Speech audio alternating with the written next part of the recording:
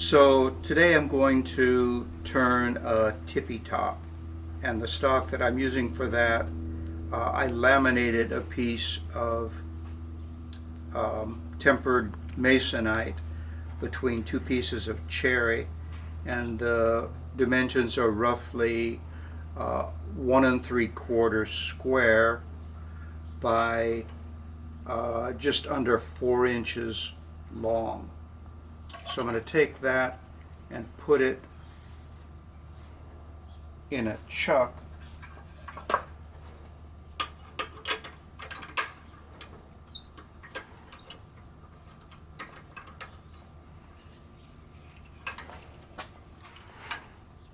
Tighten that down. And then I'm going to hold it in place. Ooh. Hold it in place on the tailstock. And just to be sure, I'm going to tighten it a little bit more.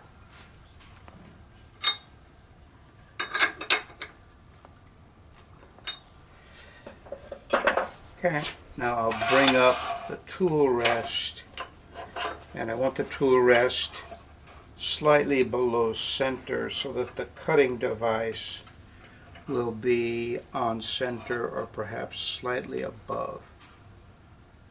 That looks good. Lock it down, lock this down.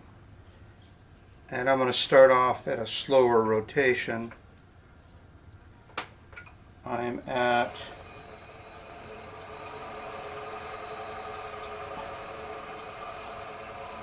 about 1200 RPMs right now. I'm just going to knock off the corners.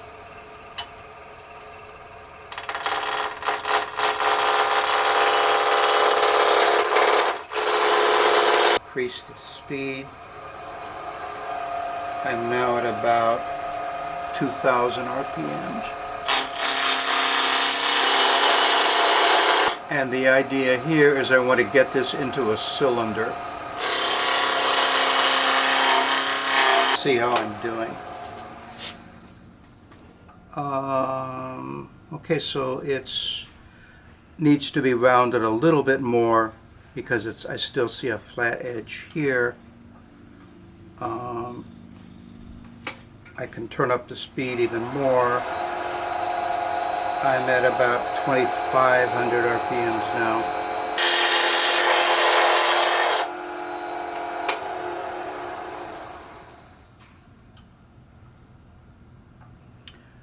Okay, so it is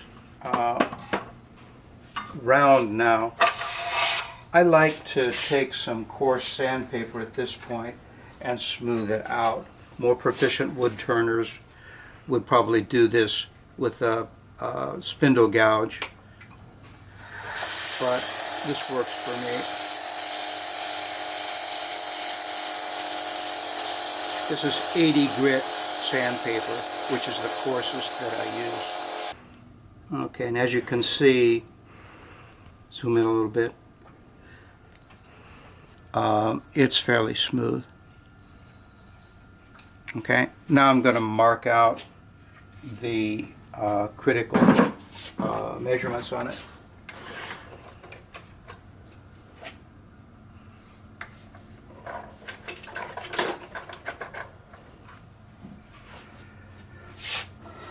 I'll start cutting here.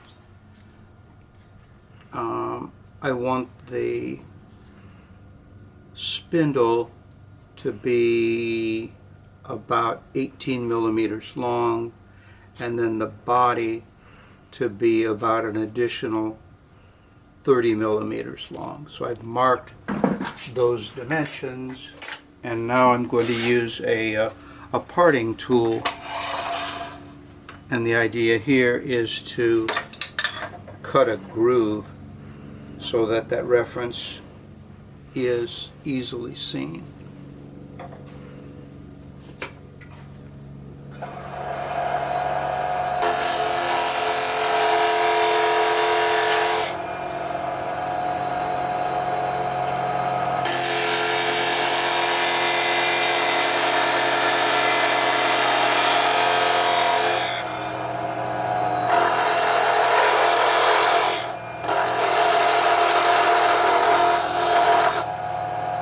Now I'm going to turn the spindle down to about 3/8 of an inch. I'm using a 3/8 inch spindle gouge for this, for no particularly good reason. Go for something a little bit more aggressive. And I'm going to increase the rotational speed to about 3,100 RPMs.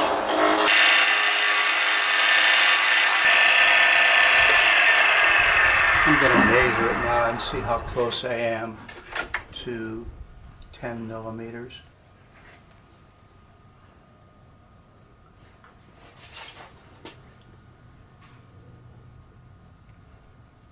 I'm fairly close. At this point, I'm going to use sandpaper to turn it down a little bit more.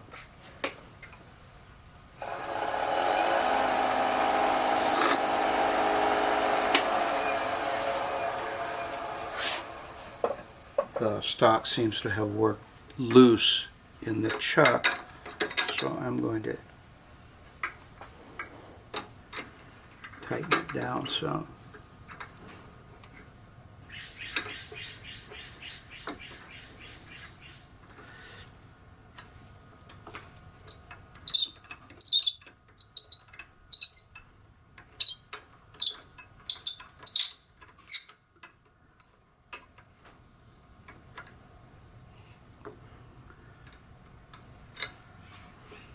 Okay, it's still a little bit loose, and that's as tight as I can get it in this chuck.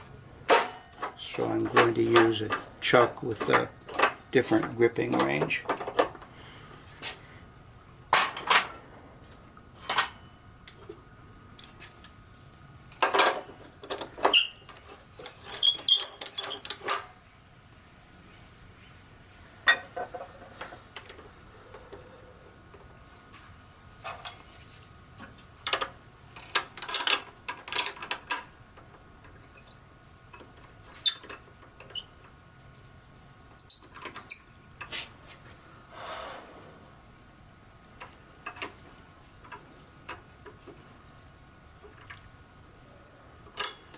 Down good, and then check to see that it's centered. I'm going to drop the rotation down.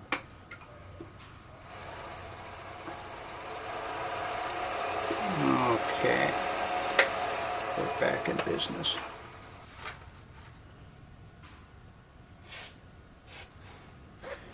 And I'm going to be using 80 grit sandpaper for that purpose.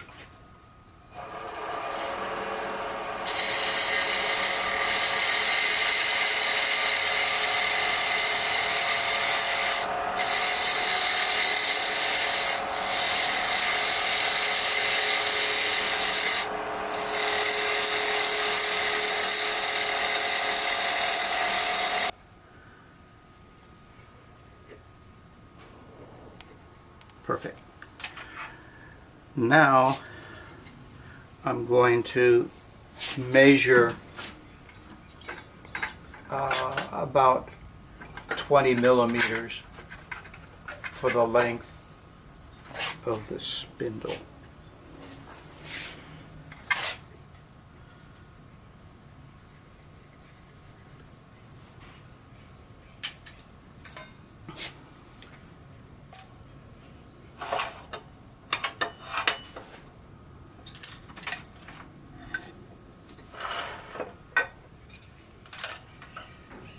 And here I'm going to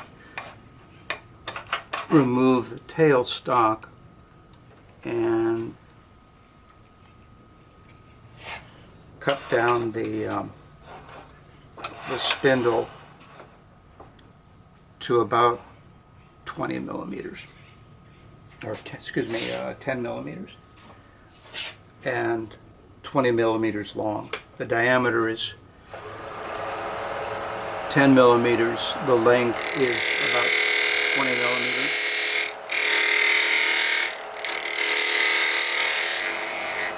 see what we have now.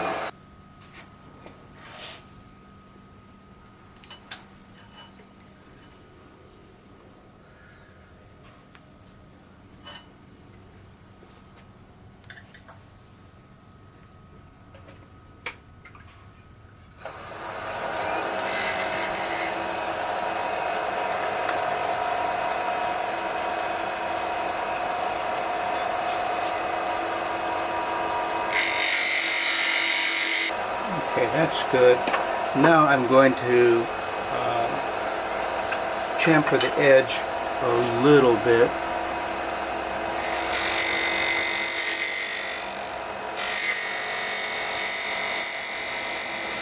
Okay, we're good.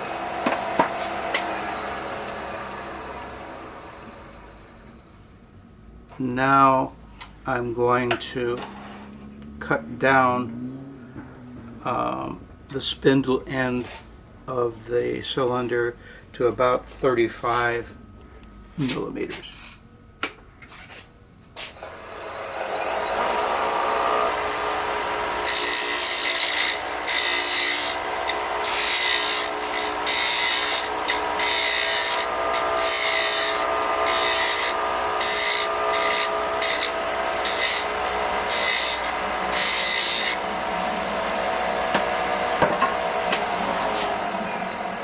And I'm going to cut out the area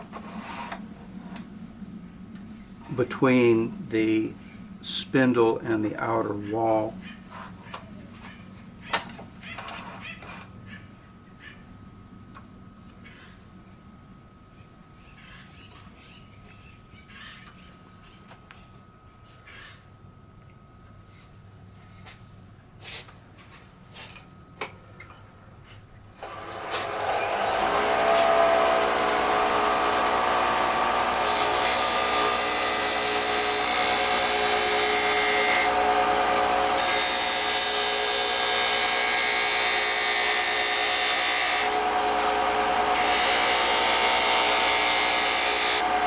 I want to do this to about a depth of 10 millimeters.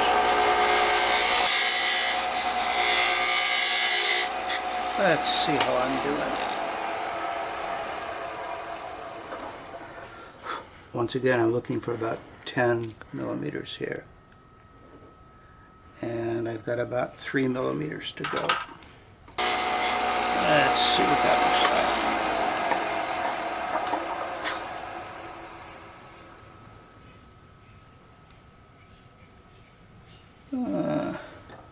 Another millimeter.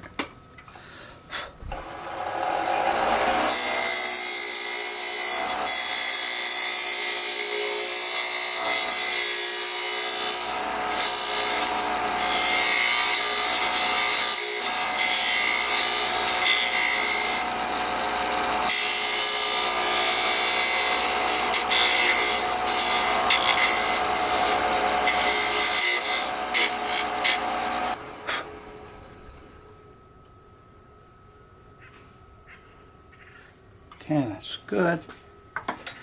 Now I'm going to start working on getting the cylinder to change its shape from a cylinder to a sphere. And for that, I can put the tailstock back in place to support the work.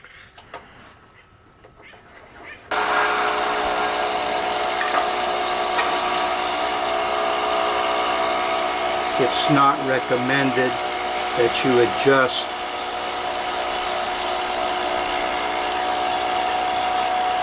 the support when the lathe is running.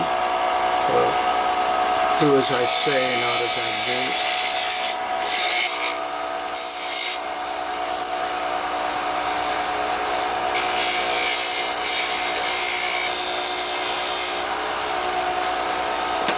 What I'm going to do now is thin this down so I can cut it off.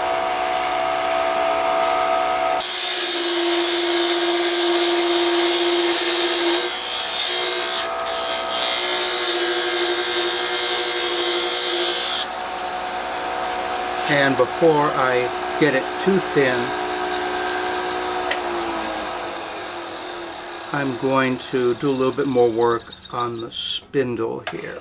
The reason I'm doing this is I want to be able to get the tool rest in closer.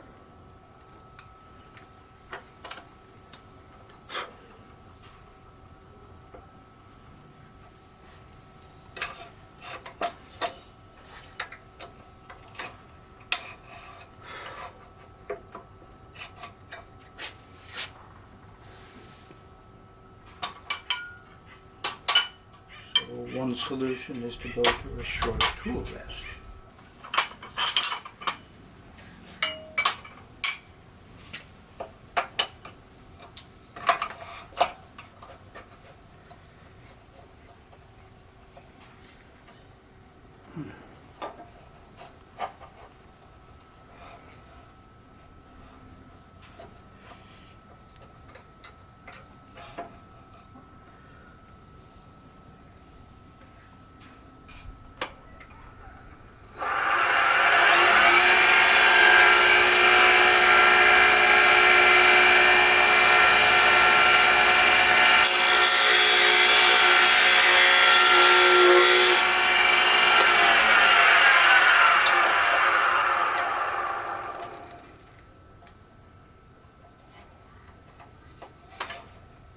Now I'm actually going to saw this off.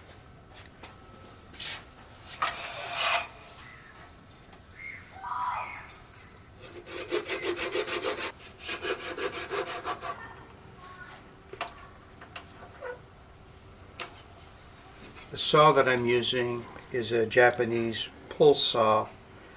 It cuts when you pull it back, not when you push it forward. And it's also very thin, so that's helpful for this type of work. I'm going to replace the chuck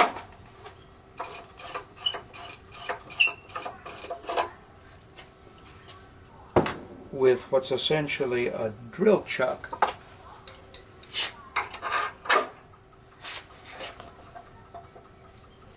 That does a better job of gripping the small spindle.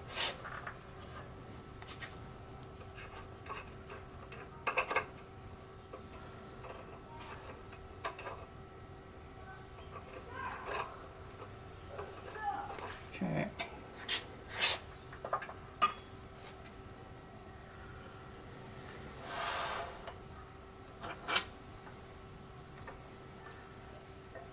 Very shortly I'm going to be removing the tailstock device so that I can get in closer. But right now I want it supported while I trim it a little bit.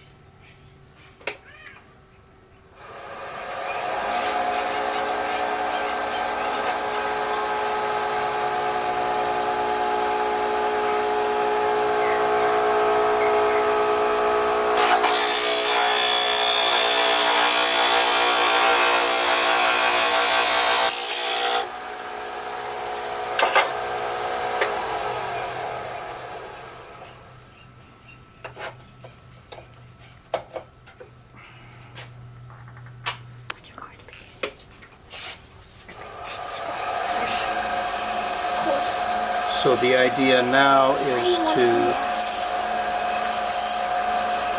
turn this object into as spherical a shape as I can. And I found that the best way to do that is to freehand it with coarse sandpaper. I'm a little bit concerned on this particular project with the strength of the spindle, in that it's made out of masonite, and masonite isn't very strong.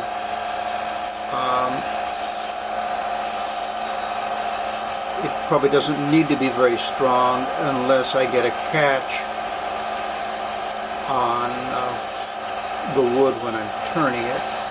In actual use, it should be plenty strong enough. for spinning the top.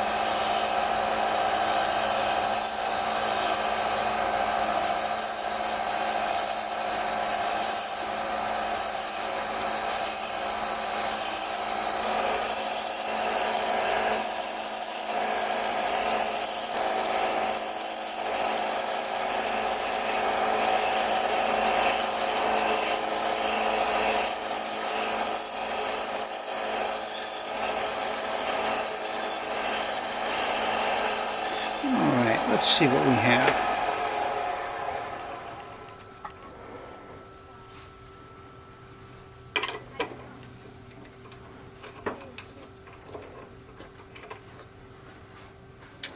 You can see that the spindle cracked here. Anyway, let's see what we got. If this doesn't work right, I will flatten the point a little bit.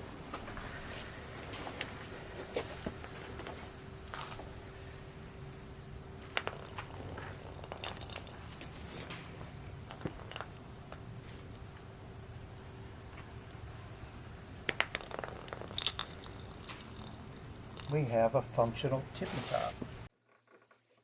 So there you have it, my video on how I created a tippy top. Thank you for watching.